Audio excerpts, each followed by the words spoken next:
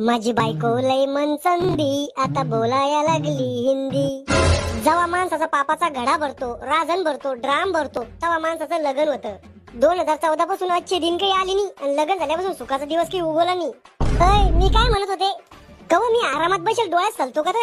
एवढी अडचण होती मग लग्न काय केलं नसतं केलं तर पुरलं असतं. आता तुझ्यापेक्षा भारी पोरगी भेटली असती. मला बी तुमच्यापेक्षा चांगले चांगले पोरायचे मागणी आले होते, पण माझ्या बापाला 20 एकरावाला जवाई पाहिजे होता.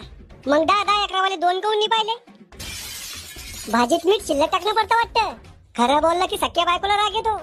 तुम्हाला माहिती जर बी काळजी नाहीये, ज्याला बायका नाहीये ना त्याला विचारा बायकोची किंमत. लय सुखी ते स्वर्गात जगू राहील ते. दिवसभर मोक्का सांडावानी इकडे तिकडे हिंडते, रातचं चड्डीत मुतुस्ता दारू पिते, पण कोणी काही म्हणत नाही. ज्याच्याकडे राहतं ना त्याला त्याची किंमत नाही राहत. हे बरोबर बोलली तू. आपल्या शेजारी पाय बर का, किती भारी बायको भेटेल त्याला, गोरी पान भोरी भत्ताड, पण किंमत नाही त्याला त्याची. तुम्ही लोकांच्या बायकावरच नजर ठेवाचा, त्या नजर ठेवासारख्या आहे. तुले पाहून ती सरळ कुत्रे पळून जाते. आपल्याला जाणे कुठं माया माया राहिलं. मी नाही एकदा गेल तुम्ही तेव्हापासून पनोती लागेल मला. धोंडे खायला बोलवले माझ्या पप्पाने. धोंड्याच्या वर तर जायचा खर्च आहे आणि त्यात तो सर्व्हिसिंगचा खर्च वेगळा. सर्व्हिसिंगचा म्हणजे ब्युटी पार्लरचा धडाभर मेकअप लागतो. तुला कुठे जायचं असलं तर. तुम्हाला काय प्रॉब्लेम माझ्या मेकअपची? प्रॉब्लेम मला नाही, माझ्या पाकिट आलंय. लग्नाच्या आधी त्याला म्हणत आहे तुला काय चीज कमी पड देणार नाही. मला काय माहित होतं या गाडीला पेट्रोल पेक्षा ऑइल शिल्लक लागतं म्हणून.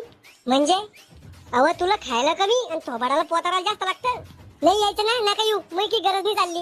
जाय तू चकली आणि सासूबाईला खुशाली सांगून ये. मी पप्पा म्हणे जवायाला घेऊन ये, पहिला धोंडा आहे म्हणे. जवायाला नवे कपडे, सोन्याची साखळी, सोन्याची अंगठी करू म्हणे. पागल, हे फायद्याचं सांगितलंच नाही तू. सोन्याची अंगठी, नवे कपडे, सोन्याची चैन.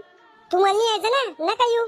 येणंच लागन मला पुन्हा सासरेबाव म्हणून एवढ्या मोठ्यापणानं बोलवलं आणि जवळ आला नाही.